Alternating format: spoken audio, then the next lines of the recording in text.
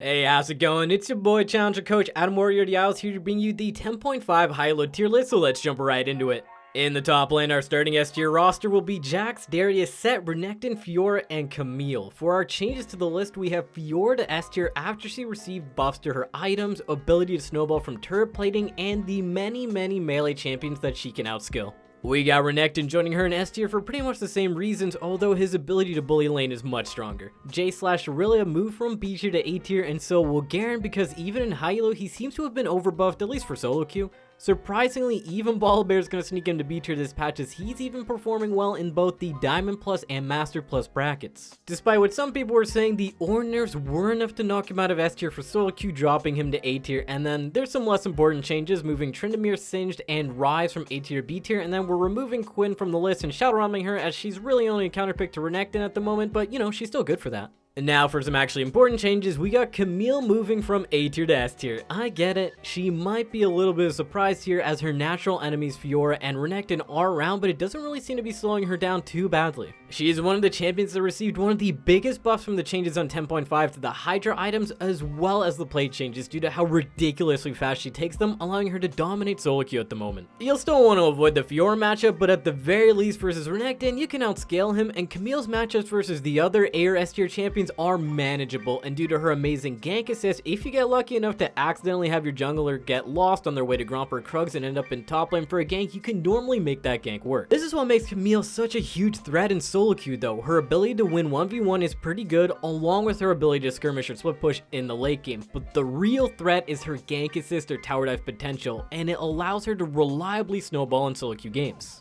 Remember how I was talking about Camille being fine in most A or S tier matchups besides versus Fiora or Renekton? I lied, and it's all to lure Camille players who have likely closed the video due to short attention span into a false sense of security before they notice we move Poppy from B tier to A tier. That's right, Hammer Girl has made a bit of a comeback in the top lane as one of the ultimate anti-fun champions, and is particularly good versus Camille, Renekton, Riven, and even Aatrox. Thanks to the Sunfire buffs a couple of patches ago, her 1v1 laning got even better, and with junglers like Lee Sin, Rek'Sai, Zac, J4 being popular, she can easily deny them a chance to play the game too. At this point in time, I'm thinking they should probably make a Poppy skin where instead of a hammer it's just like a stop sign, or like a decal of Riven with an X through it. I don't know, just something like that. But either way, she's a really solid counterpick to add to your champion pool if you like getting some LP. Last up for the top lane, we've got Gangplank moving from B tier to A tier. This is one of those champions that pretty much anyone can play during the laning phase, as abusing Grass Brox on his targeted Q and then having a really weird love of Citrus that apparently gets him out of CC allows him to bully lane versus most melee champions in this meta, including champions like Jax, Renekton, Shen, Garen, Ornn, you know, you get the picture. The hard part, of course, with this champion is the team fighting with barrels, which is why the disparity between his Diamond win rate and Master Plus win rate is around 6%, which is, you know, because his Diamond win rate is 49% and his Master Plus win rate is 55% with a 6% play rate, which is actually pretty damn good. That means that once you do put the time into GP and you use the proper build, which instead of lethality, people have finally returned to going crit plank with Trinity Force, Essence Reaver, IE, but you know, still grabbing a Sterox for defensive purposes when needed. You'll actually be able to excel more lately due to the pace of the game slowing down a bit while having larger front lines. He can chunk out her zone with his barrel combos that are often fighting around dragons, which is exactly what Gangplank is looking for.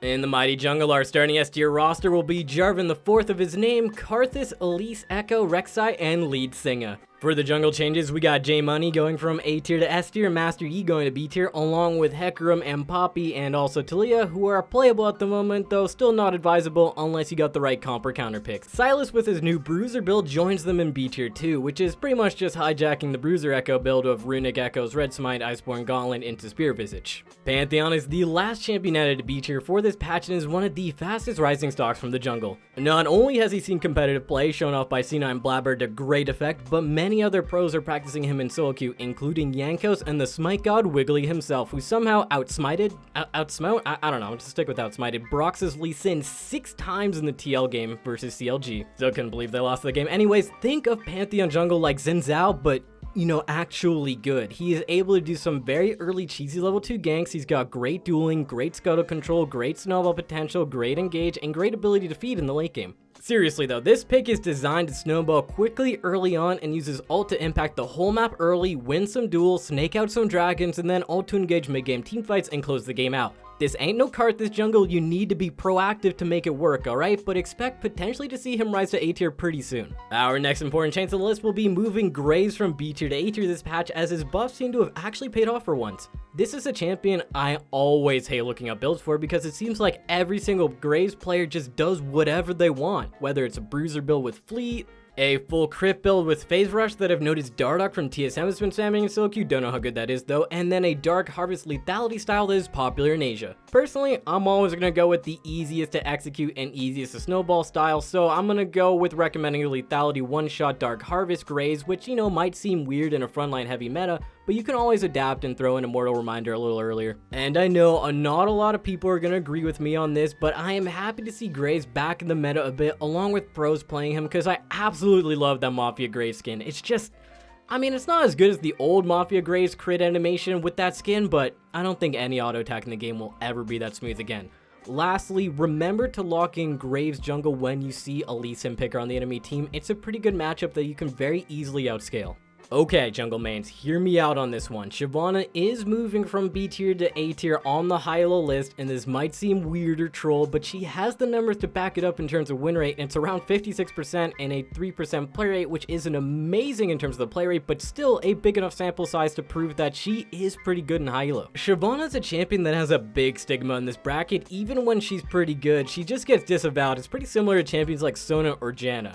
The good thing about Shyvana in the current meta is how important dragons are, which she does excel at taking or even fighting at. The reason for this is, well, in dragon fights, she can either do her AP style with the fireballs of doom to chunk people out and then just rush the objective down, which is, a solid option, but she also has her AD style, which is performing well at a Masters Plus level and giving her even a frontline option now. This is giving Shyvana players two very different and distinct styles of play that are both viable at a high level. Now, I am not saying she's some god tier jungler. I'm not even saying she's going to reach S tier anytime soon, and I'm not even saying that she's going to be a very strong A tier pick. She's probably at the bottom of A tier, but what I'm mostly saying is that, at least in solo queue, she is pretty strong and should be picked a little bit more often, even if she's a little cheesy. Moving down to the mid lane, our starting S tier roster will be Diana, Talon, Syndra, Katarina, Zoe, LeBlanc, and Qiyana. For the changes to the list, we have Yasuo from B tier to A tier, Talon from A tier to S tier. It seems like the 10.5 changes to mobility boots didn't really impact him too much. Then we got Nocturne from B tier to A tier as an up-and-coming counter to assassin mid laners, who is really good at taking advantage of the extra plate money, by the way. We got Set, who got completely shot around due to his nerfs, while Nico and Lissandra's buffs this patch were enough to sneak them into B tier as safe mid lane utility options. We ain't about safe picks though. As mid laners, we like champions with huge amounts of burst damage and fancy skill shots, but realistically don't like having to land all of them, so it's the perfect time for Syndra to rise from A tier to S tier. Thanks to her Hextech GLP setup, Syndra's reliability in landing her combos has gone way up, allowing her to one-shot assassins or mages with little counterplay. Not only that, she still has her absurd lane priority due to her long-range spells, solid wave clear, but it's mostly about how threatening her kill pressure is during the laning phase. This kill pressure allows Syndra to have first rotation to skirmishes where she will probably miss her first Q, then hit GLP, R, and then E, and then maybe a WQ if you somehow manage to survive. Syndra is currently the strongest control mage in solo queue as she combines lane dominance, solid teamfighting, and great pick potential while being way more reliable due to her new item build, and you can even see her strength in her priority and competitive play at the moment. Speaking of no skill burst champions, hi Diana moving from A tier to S tier on 10.5. Ever since her mini rework, Diana's been a bit of a problem in solo queue with so many melee champions for her to smash in lane, or even having decent matchups into popular ranged mid laners like LeBlanc or Syndra. Diana's just having a fantastic time. Not to mention, she also gets to abuse the increased gold on turret plates, as she might be the mid laner who takes plates the fastest. Whenever I'm playing her lately, I can get 3 plates off a single cannon wave due to her attack speed and passive damage versus towers, and I'd say that's a bit much. The big issue I have with this champion is simply how forgiving she is. She is simply way too tanky, and her damage is pretty much undodgeable. Her Q's a straight up laser beam, and for the most part, if her ult is up, she probably gets the kill even without landing Q anyways. So what are you gonna do about her? Just like avoid her and split push? Cause nope, she's gonna beat you at that too, so it's a real struggle to deal with her. Our last change of the list will be Sylas moving from B tier to A tier. Sylas has been rising in popularity ever since his buffs to his Q damage, and honestly, it's a pretty good time for him to return to the meta. He excels versus other melee champions, he deals well with tanks, and with so many engaged champions that are being played right now, he's got a lot of strong ultimates to hijack, making him a really strong team fighter. Don't get me wrong, I might be hyping him up, but his early game is still trash, especially because his wave clear is terrible, but his mid game power spike, if he isn't behind, makes him a powerhouse in those dragon fight situations, which is where he looks to turn the game around. But as the meta evolves a bit more over the next couple of patches, you might start to see Sylas more and more, both in solo queue and competitive play, as he is a natural counter to the way the current game is being played around these dragon teamfights. For the bot lane S tier roster, we have, to no surprise, Misfortune, Senna, Aphelios, Lucian, Kai'Sa, Ezreal, and Kalista. For the bot lane changes, we got Aphelios to S tier because, you know, he's still doing that thing where he's getting random pentakills where both the Aphelios and the enemy team don't know what happened. Varus is going to move from B tier to A tier as a very good option for cutting down the enemy frontline, and Ziggs to B tier as a solid mage option. We also moved Syndra and Cassiopeia down from A tier to B tier as mage bots aren't doing as hot, while Jinx joins them in B tier as she is too difficult to ramp up well in high level solo queue right now. You might have noticed by now how weird the ADC list might look, and it's incredibly top heavy, and that's because picking anything that is an S tier at the moment is almost trolling, and it's why AD carry players think their role sucks, while others say it's good. Truth is, they're both kind of right, because AD carry can really only consistently carry with those 7 champions, and then, you know, a couple of the A tiers in the current situation, so it makes the whole role feel bad because only a couple champions are even viable. Rant aside, we got Kai'Sa moving to S tier due to the nice buffs she received on this patch. Funny enough, her win rate actually went down at the beginning of this patch as people flooded to play her again while using suboptimal builds. Now that things have settled down and the player base is remembering how to build items properly, Kai'Sa's win rate has increased and will likely continue to do so for a little bit. Personally, I've noticed that pros are having a lot more success with their AP version, as the utility of having your W up way more often for the poke around dragon fights is amazing, while the Zhonya's for anti-dive and an assassin, you know, just dive heavy meta in general, is really useful in solo queue because, you know, most of the time you gotta peel for yourself. It's not that the AD build is bad or anything, it's doing just fine, but when possible, the AP variant is performing better, so keep that in mind when looking to pick her up again.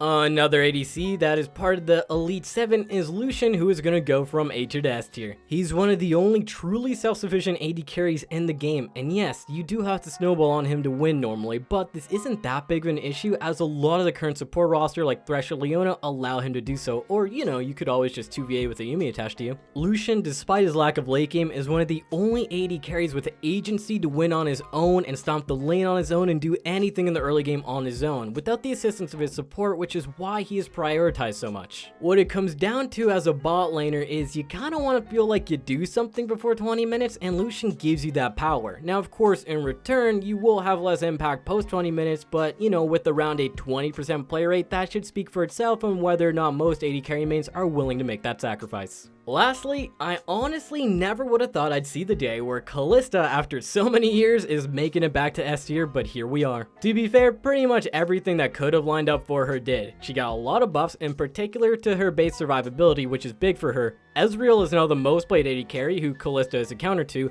The support roster is a bunch of engaged champions plus Yuumi, which is just what Kalista wants in terms of potential people to ult in like Leona or Thresh. And then everyone is also picking melee champions that get kited easily like Sett, for example, so it's no wonder that even while still having bugs with her passive, that she is able to reach S tier on the High-ELO list and is even seeing a lot of play in the top lane over in Korea and China, and you will see her picked more and more competitive play. And lastly, our S tier roster for the supports are Leona, Senna, Bard, Yuumi, and the Thresh Prince. That means our changes to the list include moving Morgana from B tier to A tier. Sona, thanks to her buffs, is somewhat viable now in High-ELO, so we placed her in B tier, along with Thomas Kench, who isn't as strong in solo queue as compared to competitive play, so we slotted him to B tier as well. We also dropped Rakan from S tier to A tier due to matchups, Blitzcrank from S tier to A tier as the nerfs he received to Mobies in his base armor. I mean, they didn't do that much, but it's more so with the increased distance between him and the other S tier champions, it just didn't make sense to keep him in S tier anymore. Same thing happened to Nami, as she isn't performing as well as the other S tier champions in the Master Plus bracket, so we dropped her to A tier.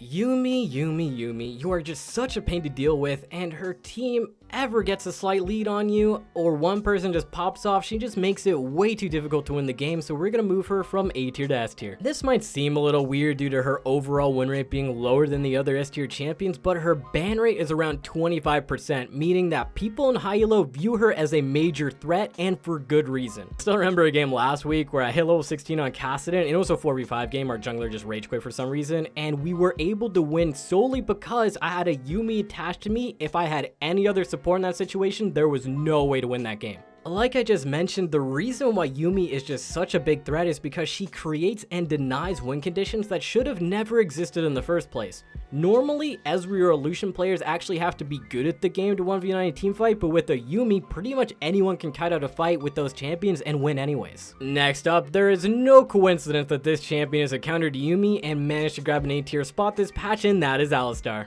He did receive some buffs on this patch, but also some nerfs to mobility boots, so him rising in popularity and win rate is mostly down to the matchup game where both Leona and Yuumi are getting even more popular than they once were. Because of that, Alistar's got some pretty free matchups into both of them, as well as into Rakan or Blitzcrank, who are popular as well, and with frontline champions that deny enemy dives being very popular in this meta, the cow is looking way more tasty of a pick these days. I don't think he's gonna reach S tier or anything anytime soon, but I am fairly confident he will end up as a solid A tier option, especially with improved itemization options being taken on him, such as Stoneplate or Righteous Glory.